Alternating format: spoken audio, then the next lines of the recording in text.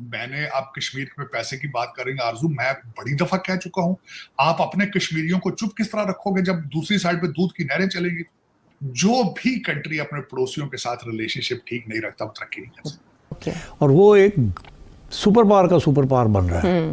2024 زیادہ بدترین سال ہمارے سیکیورٹی اداروں کے لیے رہا۔ جو ڈاکٹر جے شنکر صاحب کے یہاں آنے کے بارے میں ایکسپیکٹیشنز ہیں، ایک تو H1B ویزا ہے،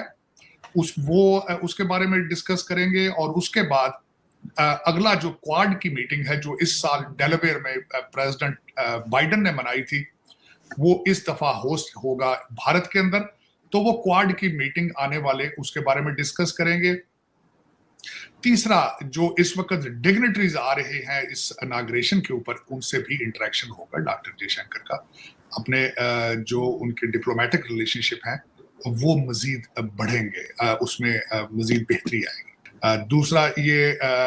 ایک بات، تیسرا اس میں بات کرنا چاہوں گا اس وقت جو بھارت اور پاکستان کے relationship, Bharat is going back to Afghanistan کے اندر 3 بلین کی انویسٹمنٹ تھی بھارت کی، اس وقت دونوں کنٹریز، پاکستان سے تقریباً 8 لاکھ کے قریب ریفیوجیز کو نکال دیا گیا ہے، ایران سے بھی نکالنے کی دھمکیاں دی جا رہی ہیں، نکالے جا چکے ہیں۔ بھارت کمٹمنٹ دے رہا ہے کہ ہم اس کو ریہیبلیٹیٹ کرنے کے لیے ہاؤسنگ بنائیں گے، سڑکیں ٹھیک کریں گے اور اپنے ریلیشن شپ کو بہتر کریں گے۔ اور اس وقت جو کمٹمنٹ ہے افغانستان نے بھارت کو دی ہے کہ وہ اپنی سوئل کو بھارت کے خلاف دہشت گردی میں استعمال نہیں ہونے دیں گے، یہ انٹرسٹ ہے وہاں بھارت کا۔ دوسرا، ایک سب سے بڑی لیوریج تھی پاکستان کے پاس، کیونکہ افغانستان از اے لینڈ لاک کنٹری، تو چیزیں آتی تھی پہلے کراچی پورٹ پر اور وہاں سے افغانستان جاتی تھی، اس کو کاؤنٹر کرنے کے لیے بھارت نے چابہار کو ڈیولپ کرنا شروع کر دیا ہے، اور اس وقت جو ملاقاتیں طالبان کے ساتھ ہو رہی ہیں بھارت کی، اس میں وہ بتایا جا رہا ہے کہ ہم وہ آپ کا جو ویکیوم ہے اس کو فل کریں گے۔ بھارت جو ہے وہ اپنی طرف کشمیر میں ڈیولپمنٹ کرتا جا رہا ہے، ابھی انہوں نے ٹنل کا بھی جو ہے وہ مودی جی پہنچے تھے اور وہاں سے بھی ان کی رپورٹنگ ہو رہی ہے، سب کچھ ہو رہا ہے۔ ہم اپنے بس کشمیر کا گانا گاتے ہیں، اپنی طرف کشمیر میں ذرا سا پیسہ نہیں لگاتے۔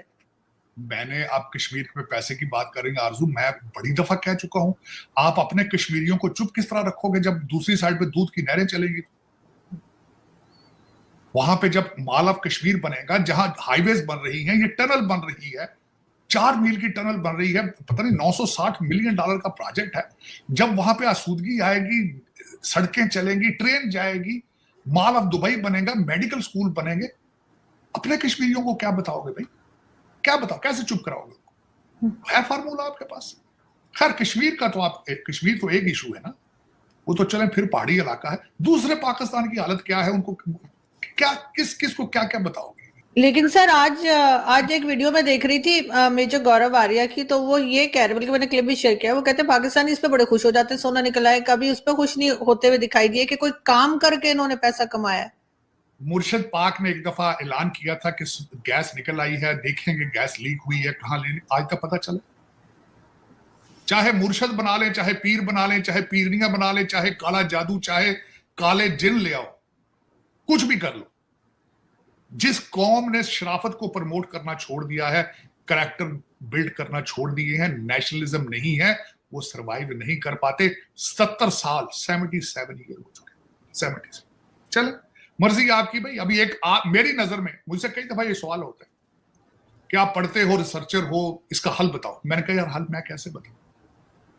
تمہیں 170 سال بھی ہو جائیں گے تو آپ کچھ نہیں کر پاؤں گے۔ ایک پاکستان کے اندر پاکستانی موجود ہی کوئی نہیں، جو حالات آپ کے دیکھ لو، دیکھو میں بتایا، ہر پڑوسی سے جھگڑا ہے، اکانومی کو امپروو نہیں کر، کسی کی کوئی پرائورٹی نہیں ہے ایکسپورٹ بڑھانا، ایگریکلچر کنٹری شمار ہوتا ہے لیکن چینی اور گندم امپورٹ کی جاتی ہے، ایکسپورٹ کیا جاتا ہے؟ ہیومن لیبر، چیپ لیبر یا دہشت گردی ہے، تیسری اور تو چیز ہے۔ چلے کہ ٹی ٹی پی نے بھی دوبارہ سر اٹھانا شروع کیا اور انہوں نے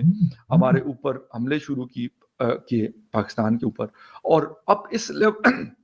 لیول پہ ان کے حملے آ گئے کہ 2024 زیادہ بدترین سال ہمارے سیکیورٹی اداروں کے لیے رہا۔ اب یہ قصور کس کا ہے؟ یہ جنرل فیض حمید صاحب جو ابھی شاید فوج کی کسٹڈی میں ہیں اور ان کا جنرل کورٹ مارشل ہو رہا ہے، کچھ چیزیں ہو رہی ہیں، ہو چکی ہیں، لیکن क्या ये रिवर्स हो सकती हैं, पॉसिबिलिटीज कितनी है, ये भी अहम है। मैं कहता हूँ देखें, हम ये नहीं कह सकते या ये नहीं कर सकते कि अफगानिस्तान को हम कहें कि ये आप इंडिया के साथ ताल्लुकात रखेंगे या नहीं रखेंगे, लेकिन हम ये जरूर कर सकते हैं कि हम अपने ताल्लुकात उनके साथ बेहतर कर सकते हैं। हाँ, टीटीपी वाला जो फैक्टर है, अगर वो हम डिप्लोमेटिक फ्रंट पे भी हम हो और साथ में हमारे फोर्सेस अपने प्रॉपर तरीके से अपनी कार्रवाइयां भी करें, तो शायद फिर कुछ हालात बेहतर हो सकते हैं। हाँ, जब हम डिप्लोमेसी के दरवाजे बंद कर देते हैं, न उनका कोई डेलीगेशन पाकिस्तान आ रहा है और न पाकिस्तान का कोई डेलीगेशन उधर जा रहा है, तो फिर शायद जो दूरियां हैं, जो गैप्स हैं, वो मजीद बढ़ती हैं और कोई ना कोई आके उसको फिलअप करेगा। कोई इस बात का इंतजार नहीं करेगा कि जी पाकिस्तान हमें कहेगा तो हिंदुस्तान हमें कहेगा तो ईरान हमें कहेगा, नो। और जब कराची पोर्ट के ऊपर मैंने बहुत पहले बात की थी, मेरे इस प्लेटफॉर्म पे भी और टीवी चैनल पे भी, कि यार आप उनको तंग ना करें, आप जो कारोबारी तरीकाकार हैं, हाँ, जो उसके रूल्स रेगुलेशंस हैं वो करें, वो जरूरी है, लेकिन ये ना करें कि आप उनको अगर वैसे तंग करना शुरू करेंगे, जी आपके पास जी गंदम कैसे आएगी, आपके पास फलां चीज कैसे आएगी अगर हम आपके रास्ते बंद कर दें। फिर इंसान जो है ना वो अल्टरनेट ढूंढ रहा होता है। उन्होंने भी ढूंढा, चाबहार की सूरत में इंडिया भी उनको ऑफर कर रहा है, ईरान भी उनको ऑफर कर रहा है। आजकल एक खबर बड़ी गर्म है पाकिस्तान में कि जी ईरान ने सारे अफगानियों को हाल ही में भारत के प्राइम मिनिस्टर नरेंद्र मोदी ने जम्मू कश्मीर के सोनमर्ग में एक टनल का इनॉग्रेशन किया और इस टनल को बनाने की जो लागत आई वो लगभग 2700 करोड़ रुपए थी। और इस टनल के बनने के बाद जो कनेक्टिविटी है वो बहुत ही ज़्यादा बढ़ जाएगी जम्मू एंड कश्मीर और दूसरे राज्यों के बीच में, जो कि एक गेम चेंजर साबित होने वाला है। इस खबर को सुनकर जो पाकिस्तान है वो काफ़ी नर्वस हो चुका है और उसका रीज़न ये है कि जो पाकिस्तान के पास कश्मीर है